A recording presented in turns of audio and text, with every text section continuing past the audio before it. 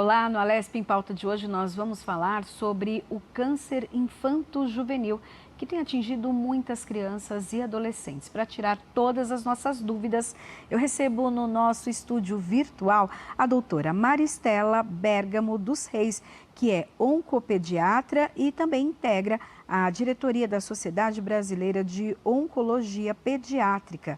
Doutora, seja bem-vinda. Muito obrigada, Priscila. Muito obrigada a toda a equipe pelo convite. É muito bom poder falar desse tema tão importante para as nossas crianças, nossos adolescentes e toda a sociedade. Verdade. Obrigada por ter aceito o convite. Também em ambiente virtual nós temos Vanessa Alves Espíndola, que é mãe da Luísa e vai poder dividir um pouquinho para a gente a experiência, né, de ter passado então por essa doença. E depois ela vai dar detalhes para a gente, então, até do pós, o que foi feito com essa história. Obrigada por ter aceito o convite, Vanessa. Olá, Priscila. Olá, doutora Maristela. Eu que agradeço o convite, um tema super importante. Precisamos ficar atentos aí aos sinais. Eu vou trocar algumas informações com vocês sobre a nossa história. Obrigada pelo convite mais uma vez. Eu que agradeço. Doutora Maristela, conta um pouquinho para a gente em relação ao câncer infanto-juvenil. Como esse número tem crescido, o diagnóstico tem aumentado ou realmente a incidência da doença também tem evoluído? Priscila, assim, o câncer infanto-juvenil, ele é de extrema importância, porque ele, no Brasil, tanto no Brasil como em outros países, ele é a principal causa de morte por doença na faixa etária pediátrica. Então, é de extrema importância a gente ficar muito atento aos sinais e sintomas do câncer infanto-juvenil. Eu acho que as suas duas perguntas, as duas respostas são verdadeiras. A gente tem diagnosticado mais, então tem mais exames, os pais estão mais atentos, os médicos estão mais atentos, e com isso o diagnóstico de câncer está acontecendo mais. E uma ou outra doença, um ou outro tipo de câncer aumenta, o número de casos vem aumentando também. Mas a gente não tem assim um aumento em todos os cânceres infanto-juvenis do ponto de vista epidemiológico, não tem esse aumento documentado. E sim, mais número de crianças sendo diagnosticadas. Uhum. E quais tipos de câncer são mais comuns nas crianças e adolescentes? Na faixa etária pediátrica, o câncer mais comum ainda é a leucemia, né, que é o câncer, entre aspas, do sangue, que na linguagem popular muita gente fala que é o câncer do sangue, mas a leucemia ainda é o câncer mais comum na faixa etária pediátrica. A gente tem também os linfomas, os tumores do sistema nervoso central, alguns tumores abdominais, alguns tumores ósseos, o retinoblastoma, que é um tumor intraocular. Mas a leucemia, linfoma e tumor do sistema nervoso na faixa etária pediátrica ainda corresponde ao maior número de casos. Doutora, e essas doenças, elas são mais silenciosas ou já aparecem? Por exemplo, até quando fala da leucemia, tem a questão das marcas no corpo, né? O sangue, o roxo que fica ali no corpo começa a chamar atenção. Mas os outros tipos de câncer chamam atenção também? Eles chamam a atenção, Priscila, dependendo de qual tipo de câncer que é. Então, eu sempre brinco, assim, né, às vezes que eu tenho a oportunidade de falar sobre o câncer infanto-juvenil, brincar não seria a palavra correta, mas eu sempre comento que, principalmente as pessoas mais velhas, né, minha mãe ainda fala muito isso, nossa, como é que ninguém acha a cura do câncer? A gente precisa lembrar que o câncer ele não é uma doença. Existem vários tipos de câncer. Então, quando eu falo leucemia, não é uma doença. Dentro da leucemia, são vários tipos de leucemia que a gente tem. Quando a gente fala tumor do sistema nervoso, não é um câncer do cérebro, existem vários cânceres do cérebro. Então, a depender de qual câncer a gente está falando, ele pode ser mais silencioso ou mais agressivo. Por exemplo, leucemia linfóide, que é uma leucemia comum na faixa etária pediátrica. A depender da agressividade dela, a criança pode ficar semanas, até mesmo um mês e pouco, com sinais e sintomas, antes de ser descoberta a leucemia.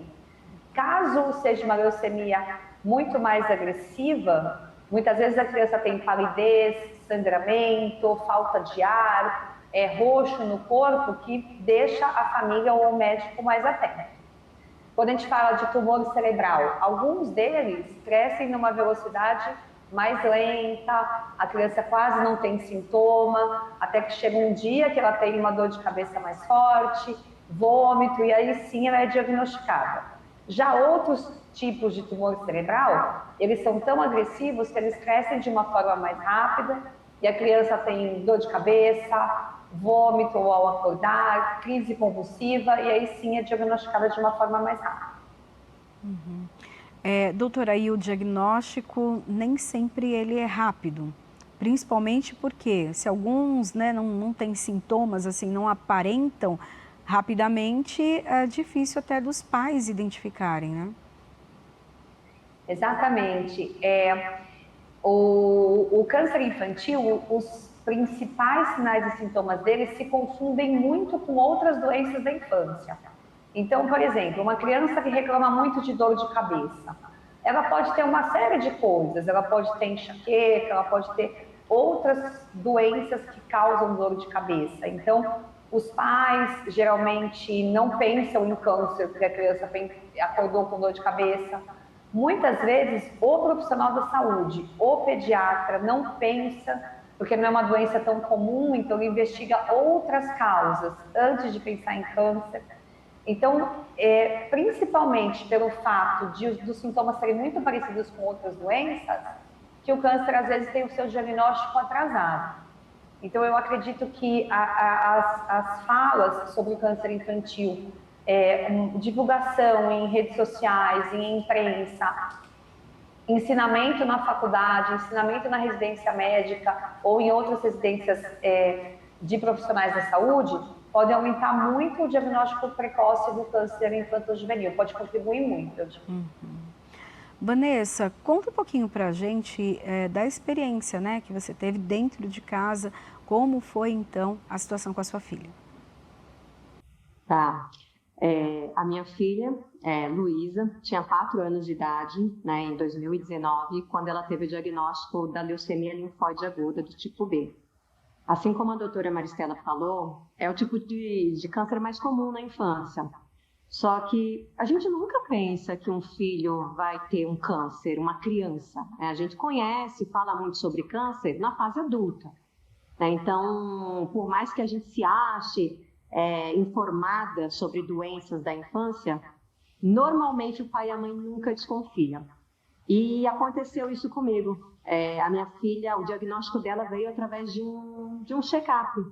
A gente foi numa consulta de rotina e o pediatra não desconfiou. Então, eu acredito também que tem uma questão médica, às vezes, que precisa ser reforçada, né, com os pediatras.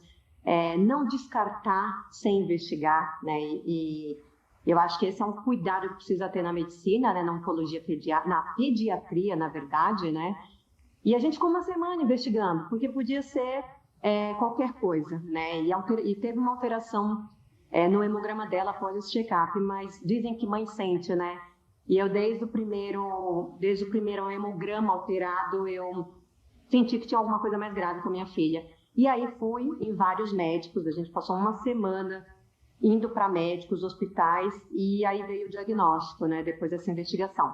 Só que minha filha apresentou sintomas que eu desconhecia, né? Então eu acho que por isso a importância dessa temática, né, da gente falar sobre isso, falar sobre quais são os sintomas que sim podem ser confundidos com qualquer outra doença.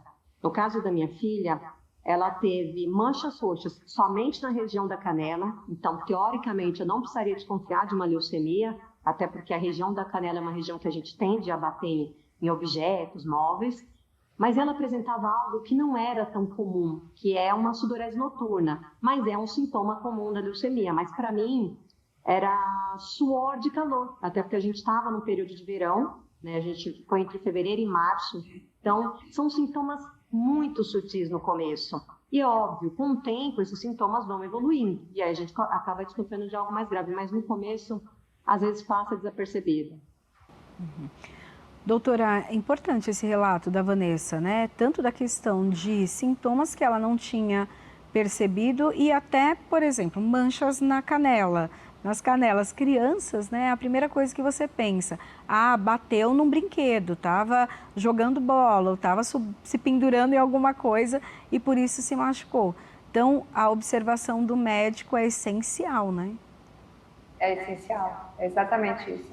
Eu falo, a gente costuma dizer que nenhuma queixa tem que ser minimizada, né? Então, nenhuma queixa é bobagem, ninguém está com vontade de ir ao pronto-socorro. Estou sem nada para fazer, vou ao pronto-socorro, né? Então, assim, toda queixa tem que ser valorizada. Então, se a mãe chegou queixando que a criança tem manchas roxas na canela, isso precisa ser valorizado, isso precisa ser de alguma forma investigado, mesmo para acalmar a família. Falar, tá aqui, tá tudo normal, o hemograma tá bom, não tem nenhuma alteração. Né, Vanessa? Eu digo no caso de que se fosse isso, né? Então, a valorização da queixa, a investigação, a realização de exames a critério médico, que é o médico que pede, né, que decide se solicita ou não exames. Mas eu acredito que para o médico saber se precisa ou não pedir, ele tem que conhecer as principais doenças, né, para saber o que investigar. Então, eu acredito que nenhuma queixa tem que ser desvalorizada, todas têm que ser valorizadas, principalmente as queixas de mãe, né? Eu também sou mãe, Vanessa, eu também tenho uma Luísa, e eu acho também isso, que tem que valorizar, tem que investigar, nem que seja investigar para falar, olha que bom, graças a Deus está tudo certo, mas tem que valorizar tudo mesmo. E muito importante o que a Vanessa falou, né? Assim, o conhecimento, o profissional da saúde, não só o médico, mas todo mundo que está envolvido ali na assistência básica, é muito importante que saiba os principais sinais e sintomas, que conheça, que encaminhe sempre que necessário, e não fique com a criança um tempo a mais do que aquele profissional possa oferecer de cuidado. Então, eu acho que conhecimento também é essencial. Uhum. Até nós temos uma lei aqui que saiu da LESP, 13.452, de 2009, não é tão recente assim, que estabeleceu o Dia Estadual de Combate ao Câncer Infanto-Juvenil. E a ideia até de termos esses dias, ou as campanhas como Outubro Rosa, Novembro Azul, servem para isso, né? Para chamar a atenção e poder falar sobre esse assunto.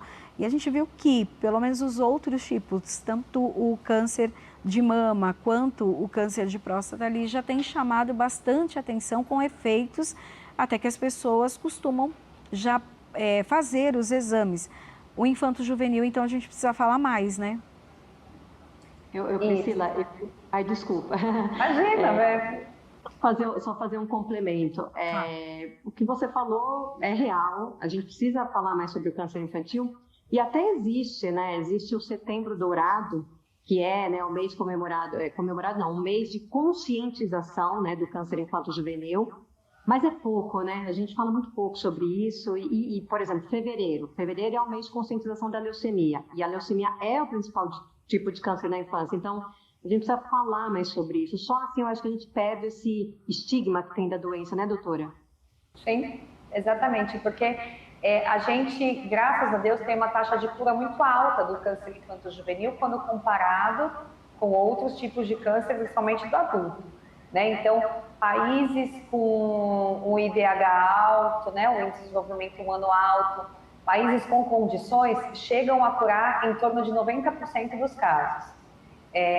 Países com condições menores, infelizmente, ainda muitos países da África, muitos países aí ao redor do mundo têm uma taxa de cura baixíssima, em torno de 15%.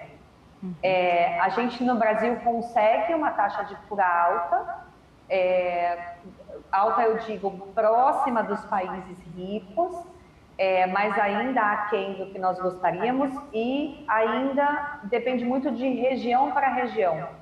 Infelizmente, dentro do país, a gente tem uma variabilidade de acesso a tratamento, acesso a diagnóstico precoce, acesso a melhores medicações, ainda muito diferente a depender de uma região para outra.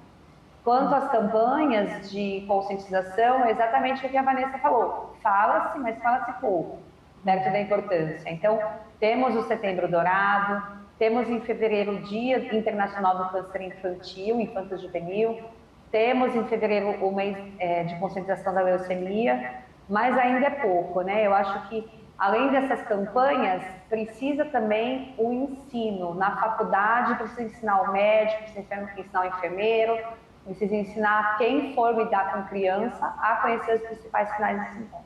Uhum. E, doutora, até essa questão de falar sobre o assunto, né? Há pouco tempo, nós tivemos, então, o diagnóstico da filha do jornalista Thiago Leifert, e ali ele fez também, ele e a esposa, os dois jornalistas, uma campanha para informar a população. A filha dele teve, então, aquele câncer no olho, né? E que o que chamou a atenção, a questão das fotos. Quando tirava foto da menina com flash, havia uma diferença. Isso também a gente precisa ficar atento, e também essa informação ajudou muita gente, até para que a criança não ficasse cega, ou até, infelizmente, é uma doença que leva à morte. Isso, o Thiago e a Dayana estão fazendo um trabalho maravilhoso. Eu tenho contato pessoal direto com eles, especialmente na época da campanha de Olho nos Olhinhos, que é uma campanha que eles fazem de conscientização do retinoblastoma.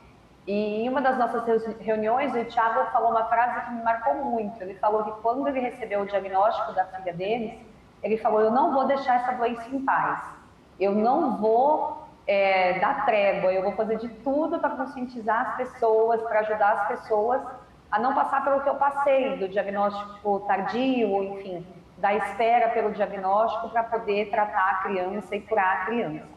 Então, o retinoblastoma especificamente é o tumor ocular mais frequente na faixa etária pediátrica, e sim, ele pode ser diagnosticado pelos pais ou por qualquer pessoa que tire uma foto da criança e o reflexo do olho aparece esbranquiçado, a gente chama de olho de gato, né? Enfim, ao invés de aparecer vermelhinho no flash, aparece branco.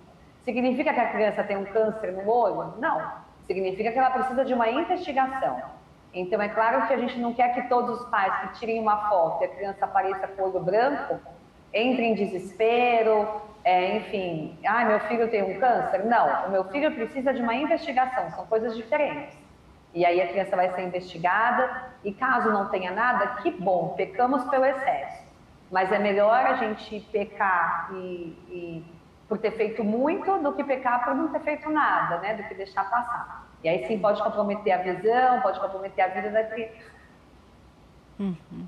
Doutora, aqui a LESP é responsável por criar, elaborar leis que vão contribuir para a criação de políticas públicas. O que nós temos hoje para atender, então, as crianças e os adolescentes que que passam, né, por essa doença? Então, tem a questão do diagnóstico e depois o tratamento, além do acompanhamento, né? Isso, é importante, né, Priscila? Assim, eu acho que já avançou muito do ponto de vista de discussão em órgãos e entidades como a LESP, como o Ministério da Saúde, como muitos órgãos governamentais envolvidos. A discussão nesses anos que não são muitos que eu tenho de oncologia pediátrica, eu acho que já mudou muito, já avançou demais. Mas ainda a gente precisa de leis que nos ajude a acesso a exames diagnósticos de ponta para as crianças e principalmente acesso a medicações. Hoje a gente tem no mundo medicações muito boas para curar diversos tipos de câncer que no Brasil a gente ainda não tem acesso.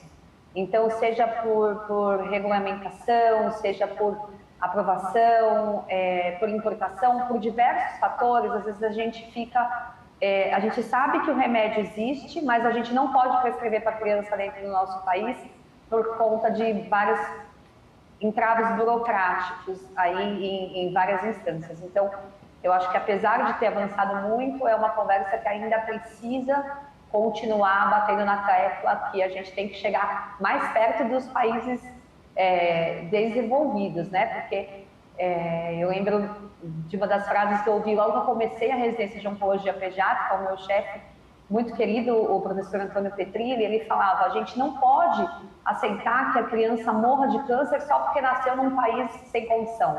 A gente tem que ir atrás de tudo que for melhor para a criança, do ponto de vista de diagnóstico, de tratamento, de medicação, do que for, né? Então, é nessa tecla que eu acho que a gente precisa bater. Uhum. E Vanessa, o tratamento da Luísa, como foi logo depois do diagnóstico? Ali uma semana para ter o diagnóstico, mas depois o tratamento foi mais rápido? Como foi? Eu confesso que eu fiquei surpresa, porque a gente, né, eu acabei optando por não fazer o tratamento na rede privada, né, no meu convênio, por recomendação, né, e acabei fazendo o tratamento da minha filha no SUS. E tal foi a minha surpresa de ter recebido um atendimento de primeiro mundo mesmo. A minha filha foi tratada no HC aqui em São Paulo, no hospital chamado Itaci, que é Instituto de Tratamento do Câncer Infantil. Teve acesso a todos os medicamentos quimioterápicos, né? Ela recebeu quimioterapia endovenosa, intratecal, oral. Em nenhum momento tivemos problema para fazer o tratamento pelo SUS. E quando eu decidi ir para o SUS, eu tive esse receio, né? Porque a gente ouve-se falar muito, né, sobre os problemas do SUS. Não que não tenham, existem muitos problemas, mas existe um SUS que funciona. E eu fui apresentar esse SUS, né, o SUS que trata de criança com câncer infantil. E graças a esse tratamento de qualidade, hoje a minha filha está bem, né, está em remissão da doença há quase 5 anos, né, 4 anos e meio. E sou super grata a tudo que tive ali no SUS. E virei ativista da causa, né, virei ativista da causa por causa disso. Que legal. Muito bom ouvir isso, viu, Vanessa? Muito, muito gratificante mesmo. Porque é exatamente isso, né? Eu acho que a gente fica falando tanto, né? A gente fica vendo os outros países, a gente tem aqui dentro um sistema de saúde maravilhoso. É o que você falou, tem problema? Claro que tem, né? Tem, e não são poucos. Mas a quantidade de pesquisadores de ponta que a gente tem nas universidades brasileiras, o SUS, o que o SUS estuda, o que o SUS fornece, o que o SUS tem de tratamento multidisciplinar. Eu acredito que a Luísa tenha recebido psicólogo, fisioterapeuta, dentista, enfim, todos os profissionais envolvidos no câncer infanto-juvenil. A gente não encontra em convênios essa grandiosidade multidisciplinar que a gente tem disponível no SUS. Não desmerecendo os convênios, também tem hospitais ótimos, mas eu acredito que essa multidisciplinaridade, esse acolhimento da criança e da família, sob todos os pontos de vista, o SUS faz muito bem feito. E para o câncer infanto-juvenil, a gente precisa muito disso também. Uhum. Bom, Verdade, nós já vamos nos despedir agora da doutora Maristela Bergamo dos Reis, que é oncopediatra e também integra a diretoria da Sociedade Brasileira de Oncologia Pediátrica, porque, infelizmente, né, de uma certa maneira, ela tem clientes para atender. A agenda, infelizmente, é cheia, né, doutora? Então, a senhora conseguiu um espacinho para nos atender, para trazer essas informações para nós. Nós somos muito gratos. Obrigada, viu, pela sua participação. Muito obrigada, Priscila. Muito obrigada, Vanessa. Dá um beijão na Luísa. Parabéns aí por ter passado por essa fase. Eu estou à disposição. Sempre que precisarem, a gente pode falar mais sobre o tema. Obrigada, gente. Eu que agradeço. Obrigada, doutora. Bom, então a gente aproveita também para fazer um rápido intervalo e daqui a pouquinho nós vamos conhecer mais da história da Vanessa, da Luísa, como foi a superação dessa doença, o câncer infanto-juvenil. Daqui a pouquinho a gente volta.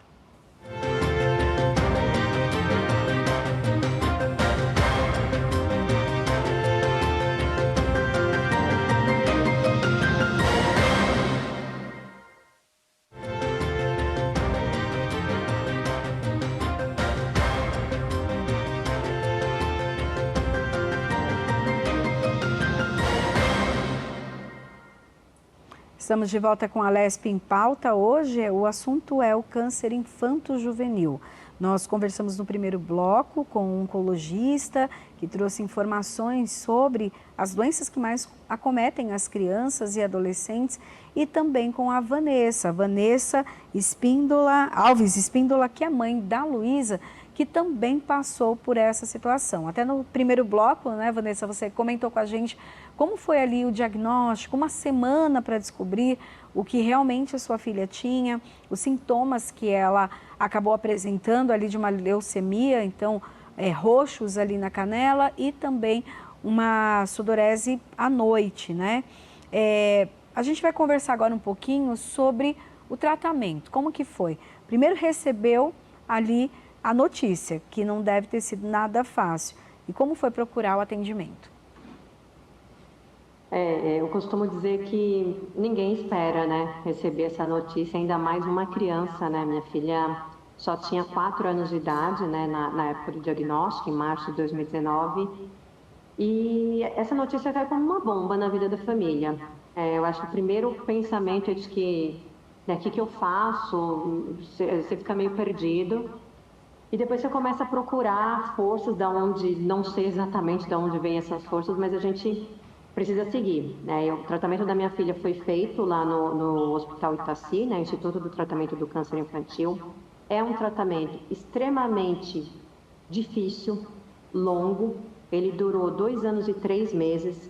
2 anos e 3 meses de muitas quimioterapias, internações, intercorrências, porque embora seja um tipo de câncer que tem uma chance alta de cura, a leucemia linfóide aguda tipo B, que é o tipo mais comum em criança, ele precisa ser um tratamento muito intensivo, né? Então ela ficou nesse período aí de mais de 2 anos frequentando o hospital, no primeiro ano quase que diariamente e depois semanalmente. Então eu digo que é um tratamento muito difícil. Foi difícil para mim, para minha família, né? E a gente ainda pegou um período da pandemia. Então, vocês imaginam, a gente, com a minha filha imunodeprimida, né, recebendo muitas quimioterapias, e aí acontece uma pandemia em 2020. Eu não sabia, né, ninguém sabia, né, como é que ia ser, e a gente com uma criança imunodeprimida em casa e no hospital. Então, foram meses muito difíceis, mas graças a Deus, né, e ao atendimento de qualidade que ela teve lá no Itaci, a gente pôde terminar em 2021, né, em junho de 2021, o tratamento, dia 2 de junho, e agora ela está fora de tratamento há mais de 2 anos e caminhando rumo à cura, né? Em julho desse ano aí vai completar 5 anos sem leucemia, sem a doença, e aí podemos comemorar a cura definitiva. Que bom, fico feliz, parabéns então pela conquista, né? Que tenhamos ótimas notícias aí no meio do ano. Mas tem uma ansiedade, né? Como que é durante esse período de remissão? Você precisa também levá-la periodicamente para fazer exames? Como que é? Sim. Então, são 2 anos e 3 meses, né, de tratamento quimioterápico, mas quando termina o tratamento, segue o acompanhamento, né? Então, atualmente, a gente vai ao hospital a cada 6 meses, né? São feitos alguns exames de sangue, exames clínicos para avaliar se está tudo bem, né? Se tudo continua bem. Então, termina o tratamento, mas segue o acompanhamento, né? Então, continuamos fazendo monitoramento, né? Que é o que os médicos falam, monitorar para ver se a doença continua em remissão. E graças a Deus tem continuado em remissão. Ela está com 9 anos, está na escola, está super bem, saudável como qualquer criança e aproveitando a vida, né? Curtindo que um período que ela teve que pausar, né? Muita coisa na vida dela, e agora ela está vivendo. Durante esse período ali no hospital, até como a doutora comentou no primeiro bloco, né, que tem uma rede de atendimento, principalmente quando se está ali pelo atendimento do SUS, que foi o que a Luísa passou. Me conta um pouco dessa dinâmica, o que mais, além, lógico, do atendimento oncológico, que ela recebia? Fundamental, Priscila. A gente teve um atendimento multidisciplinar que fez toda a diferença no tratamento da Luísa. Nós éramos atendidas, além da oncologista, né, que fazia o atendimento principal, por uma equipe excelente de nutrição, que passava as recomendações, né? Paciente imunodeprimido exige muitos cuidados alimentares. Éramos atendidos pela fisioterapeuta, pela equipe de fisioterapeuta do hospital, pela equipe de psicologia também, extremamente importante, porque a gente lida com muitas dores, né, durante é um luto, não deixa de ser um luto, um diagnóstico de câncer no filho. Então, foi muito difícil para mim, muito difícil para minha filha, ficar fora da escola, ficar fora da convivência com os amiguinhos. Então, a equipe de psicologia foi fundamental. A equipe de odonto, né, dos dentistas, fazendo profilaxia, para que ela não tivesse nenhuma infecção dentária, alguma mucosite mais grave. O pessoal de assistência social. Então, assim, são tantas pessoas importantes, e hoje a gente só chegou até aqui graças a cada uma dessas pessoas, cada um desses serviços oferecidos, muito bem oferecidos lá no hospital que a gente fez o tratamento. Uhum.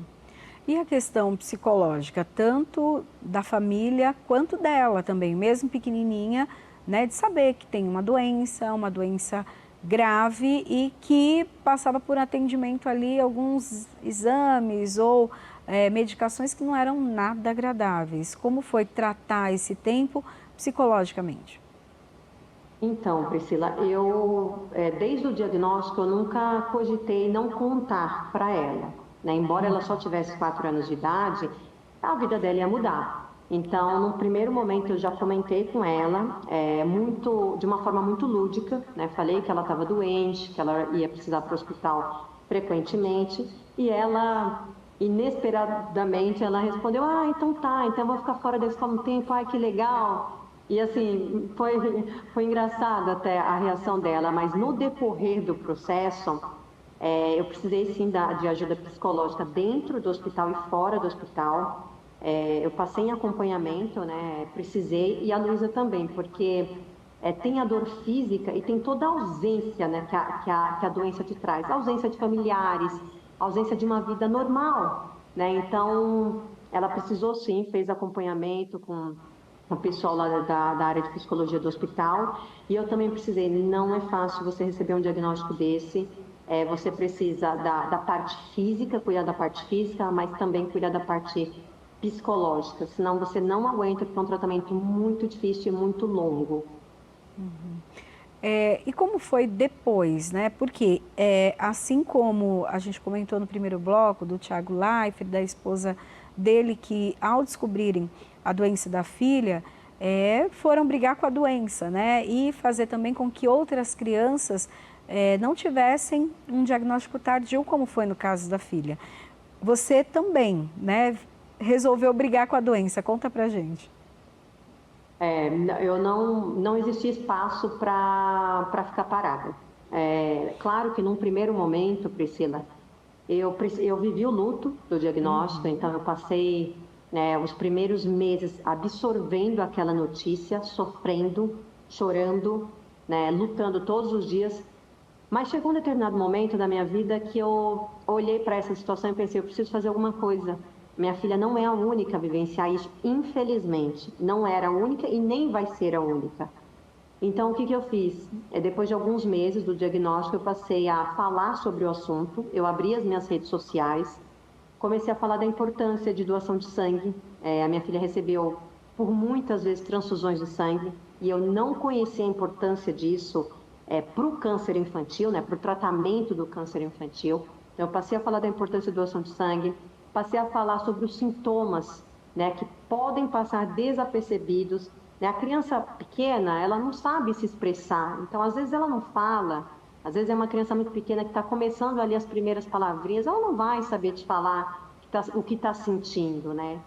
E mesmo quando sabe, como a doutora mesmo mencionou, são sintomas inicialmente muito leves, né, que podem passar desapercebidos. Então, eu vi nessa situação que eu estava vivenciando uma oportunidade para alertar pais, mães responsáveis a se atentarem aos sintomas, se desconfiarem de qualquer coisa, de qualquer sinal. Não custa nada levar o pediatra, pedir exames, né, fazer um check-up, igual foi o que aconteceu com a Luísa, né, foi após um check-up.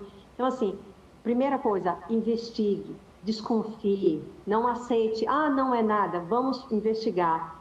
Eu acho que o diagnóstico precoce faz toda a diferença e fez toda a diferença no prognóstico bom que a Luísa teve no tratamento contra a leucemia. Você traz um alerta muito importante, a questão da doação de sangue.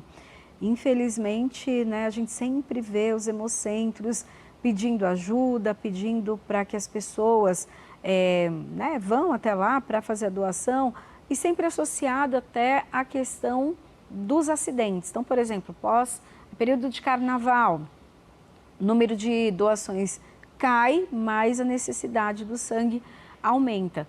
E talvez muita gente não leve em consideração esse caso, né? Doenças que precisam ali do sangue. Acho que para você ganhou uma nova visão em relação a isso, né? A doação.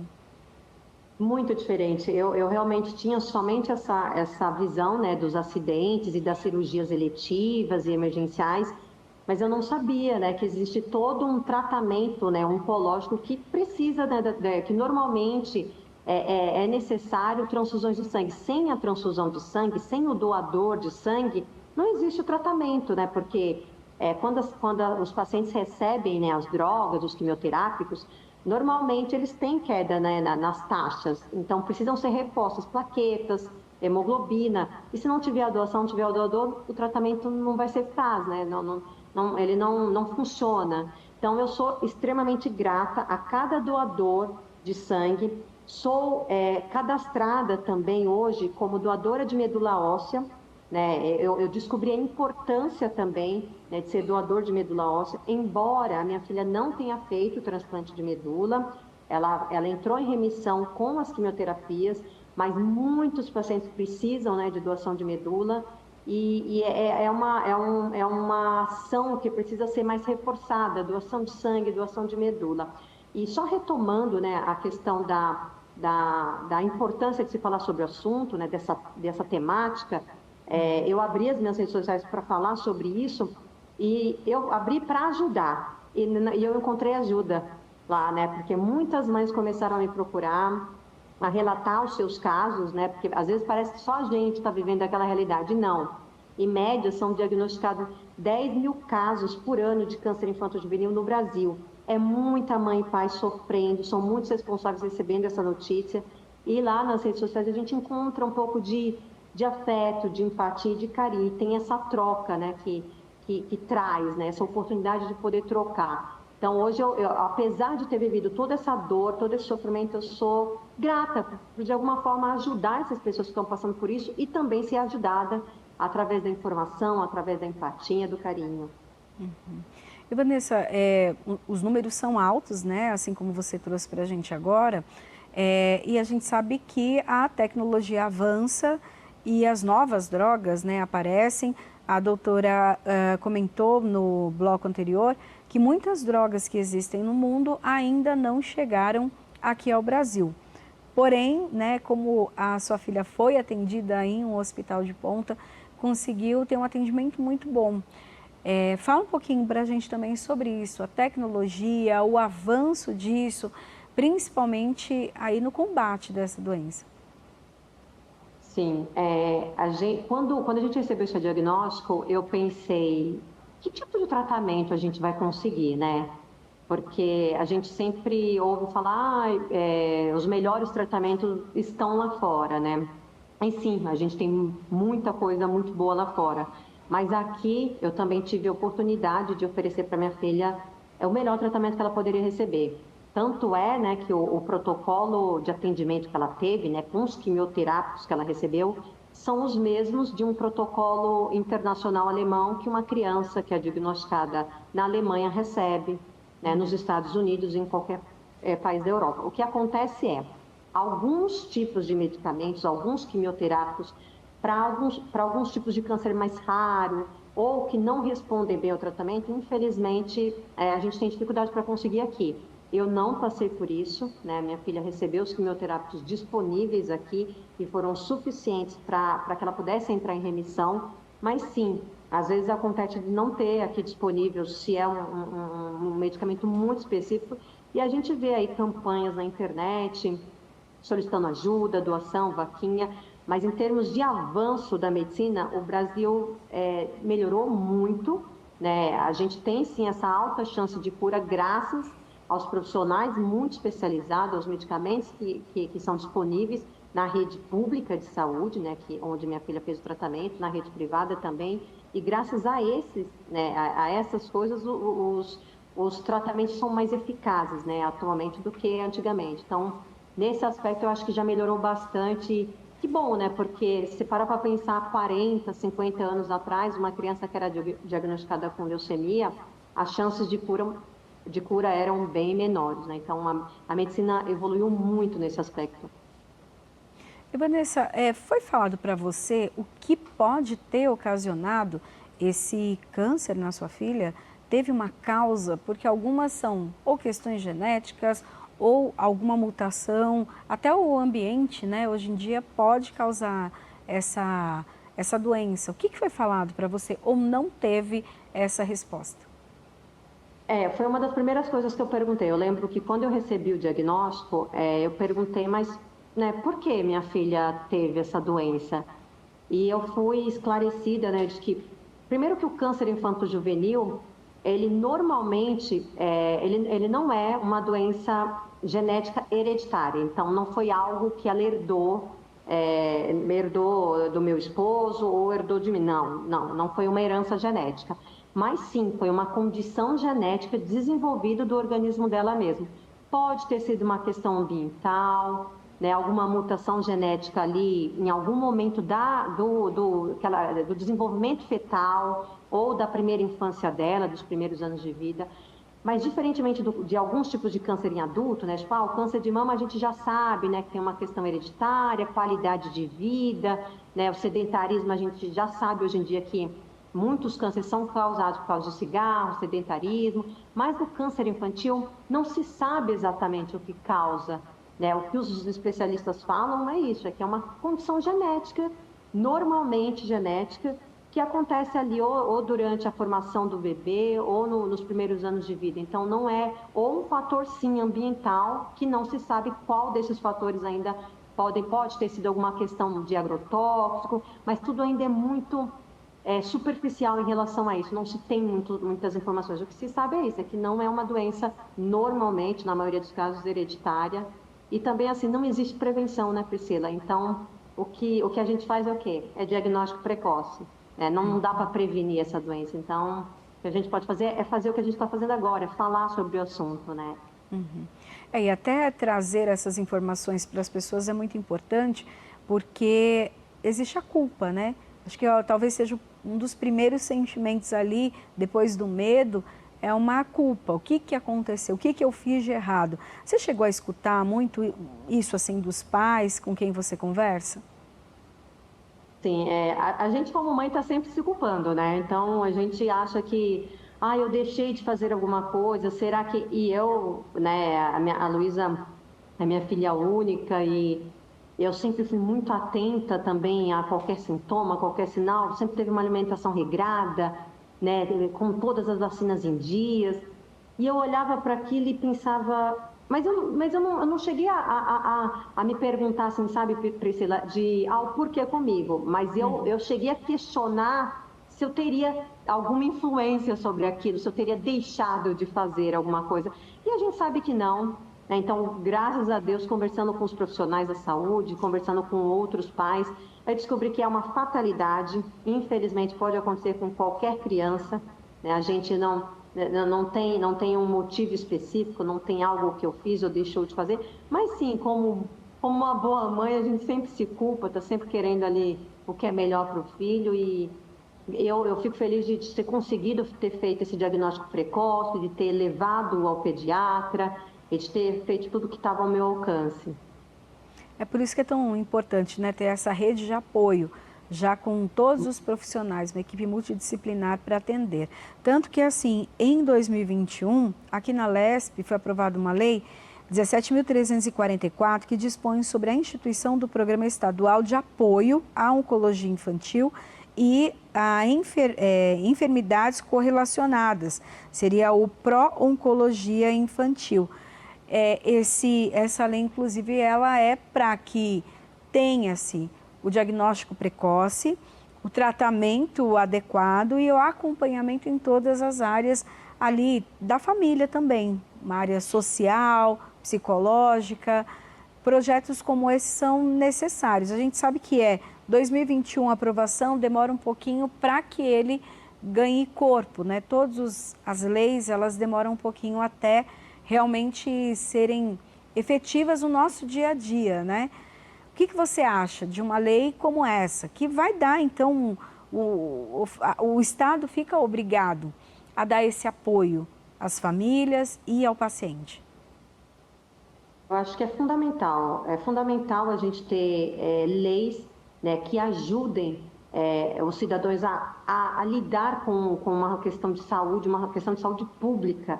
A gente precisa fazer o que a gente está fazendo aqui, falar sobre o câncer infanto-juvenil, mas se eu tenho isso só de boca, fica muito difícil, né, eu conseguir os meus direitos. Então, a lei está aí para isso, né, precisa ser executada, precisa ser cumprida, e esse tipo de ação faz toda a diferença, porque a gente passa a cobrar, né, os direitos que temos, e isso pode dar maiores chances, né, para aqueles que demoram a ter um diagnóstico precoce. A gente está falando aqui, minha filha teve o diagnóstico na maior cidade do país, né, São Paulo. Todos os recursos foram oferecidos para que ela estivesse bem hoje. Quando esse diagnóstico acontece em outros locais, em cidades menores, o que é comum de ver, Priscila, é eles migrarem para cá, porque não tem recursos lá. Então, se a gente tiver uma lei, né, que fortaleça essa necessidade do paciente ter direito a um tratamento de qualidade até na sua cidade, ele não precisa migrar para São Paulo, porque eu acompanhei dezenas de mães, principalmente mães, não pais, mães que largaram tudo nas suas cidades porque não encontraram um tratamento adequado, de qualidade para o seu filho. Vieram aqui para São Paulo para conseguir isso. Então, a lei precisa ser feita, precisa ser implementada para ajudar todas essas pessoas que precisam. E é muito importante isso. Até dentro do que você está falando, Vanessa, São Paulo, o estado de São Paulo, passa por uma nova reorganização. Então, a ideia é que tenhamos ali regionais, né? Tenhamos o estado dividido em regionais e identificando a necessidade de cada região, criar ali as políticas públicas. Então, a gente tem, por exemplo, no estado de São Paulo, um hospital de referência em Barretos. Então, quem está aqui na capital paulista, muitas vezes consegue acesso já aos grandes hospitais aqui da cidade, mas outras cidades precisam ir até Barretos para ter, então, o atendimento, um atendimento de qualidade. Então, isso que você fala é muito importante. Pessoas que viajam horas, muitos quilômetros para um atendimento. Então, isso é essencial. O olhar aqui da Lesp, até do governo do estado, tem se debruçado sobre isso, né? A importância de ter esse atendimento de qualidade para todos, não é?